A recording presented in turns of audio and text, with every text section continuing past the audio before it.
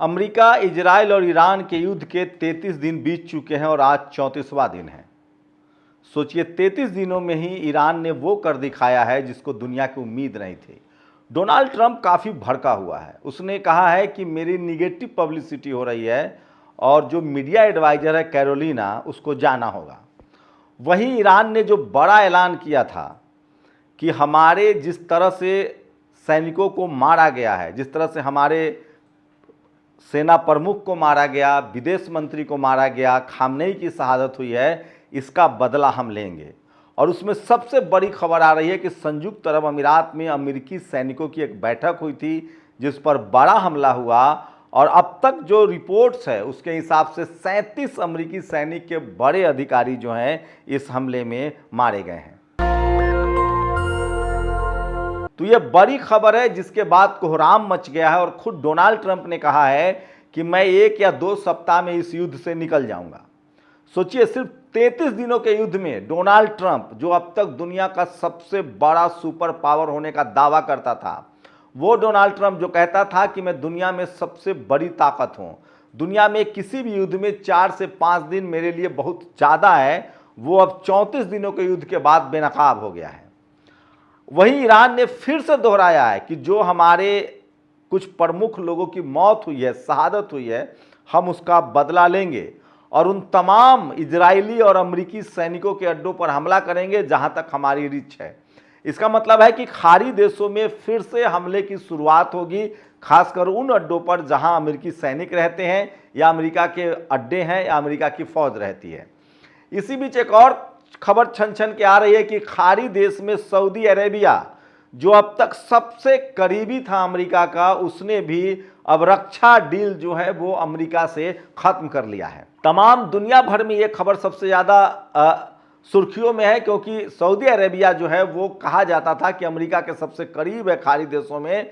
Qatar ने पहले ही ऐलान किया था कि हम अपनी ज़मीन का इस्तेमाल अमेरिका को नहीं करने देना चाहते हैं। अगर सऊदी अरेबिया ने रक्षा डील तोड़ लिया है तो ये सबसे बड़ी खबर है। मैं आपको पहले दिन से ही बता रहा था, जब इस युद्ध के 4-5 दिनों बाद रुझान आने शुरू हुए थे, कि अमेरिका की बादशाहत को बड़ा धक्का लगा है। इस युद्ध के बाद ये साफ हो गया है कि अमेरिका के हथियार अब कारगर नहीं हैं, उसके फाइटर प्लेन अब अभेद नहीं हैं, उसको भेदा जा सकता है। जिस तरह से F-35 को गिराया गया, उससे साफ है कि अमेरिका का कोई भी अब फाइटर प्लेन, चाहे वो F-35 हो, चाहे स्प्रिट 2 बॉम्बर हो, वो अभेद नहीं है।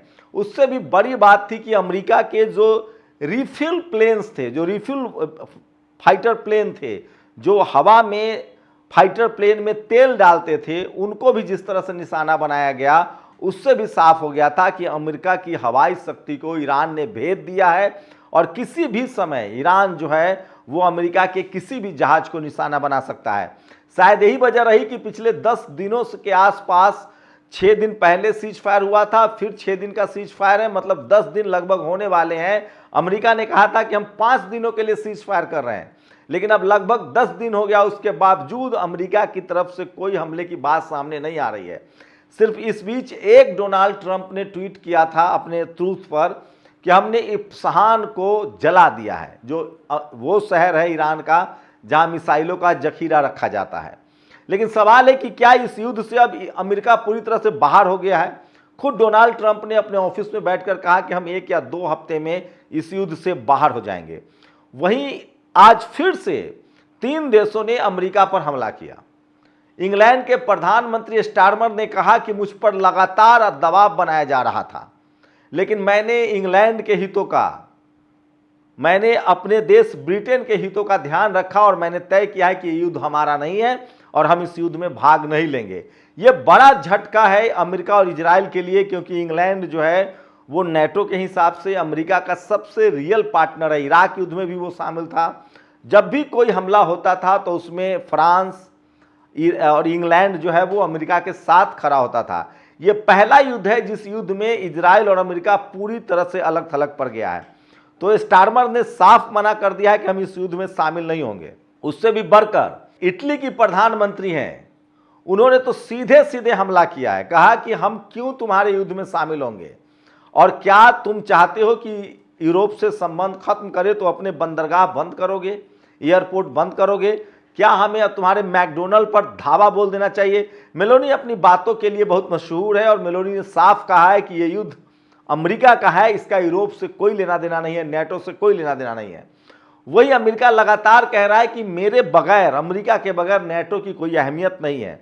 जर्मनी से भी खबरें आ रही है कि लगभग 40,000 जो अमेरिकन सैनिक हैं उनको बाहर निकालने की बात हो रही है। फ्रांस ने पहले ही मना कर दिया है। स्पेन लगातार अमेरिका के खिलाफ बयानबाजी करता रहा है। लैटिन अमेरिकी देश जो अमेरिका के खुद आसपास हैं, मेक्सिको ने अब कह दिया है कि हम क्यूबा में तेल भेजेंगे। सोचिए, ब्राजील पहले ही इस युद्ध में अमेरिका की आलोचना कर चुका है। मतलब यूरोप और लैटिन अमेरिकी देश जो है वो पूरी तरह से अमेरिका से कट गया है और अमेरिका की ताकत अब नहीं रही। उसके युद्धपोत पर हमला ये दिखाता है कि अमेरिका के जो वायु रक्षा प्रणाली है थाड, वो फेल है और वो ईरान के मिसाइल रोकने में कामयाब नहीं रहा है, जिसके बाद अमेरिका में जो तल्खियां हैं वो बढ़ गई है, अमेरिका के खिलाफ विरोध प्रदर्शन है वो बढ़ गया। लेकिन सबसे बड़ी घटना ये है कि खाड़ी देशों ने धीरे धीरे अमेरिका का साथ छोड़ना बंद कर दिया है। इराक से अमेरिका पूरी तरह से बाहर हो गया है, उसके सारे सैनिक अड्डे समाप्त हो गए हैं और वहां पर इराकी मिलिशिया का प्रभाव बढ़ गया है, जो सीधे सीधे इस युद्ध में ईरान के साथ लड़ रहा है, अमेरिका और इजराइल के खिलाफ। सीरिया में भी लगभग यही स्थिति है। ओमान हो, सऊदी अरेबिया हो, एक जो संयुक्त अरब अमीरात है, वहां थोड़े बहुत संभावनाएं हैं। लेकिन मान के चलिए कि सीरिया हो, ओमान हो, बहरीन हो, सऊदी अरेबिया हो, कतर हो, अबू धाबी हो, इन तमाम देशों से, अब तो सऊदी अरेबिया ने भी कहा है कि हम रक्षा डील को खत्म करते हैं। इससे पहले इजराइल ने भी अमेरिका के साथ अपने रक्षा डील को खत्म करने की बात कही थी।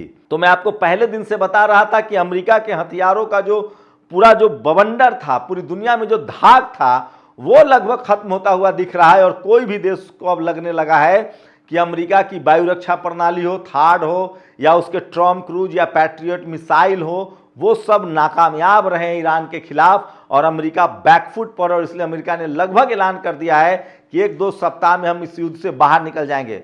वैसे ट्रंप की बातों पर कोई भरोसा करने के लायक नहीं है। ट्रंप का हर घंटे बयान बदलता है।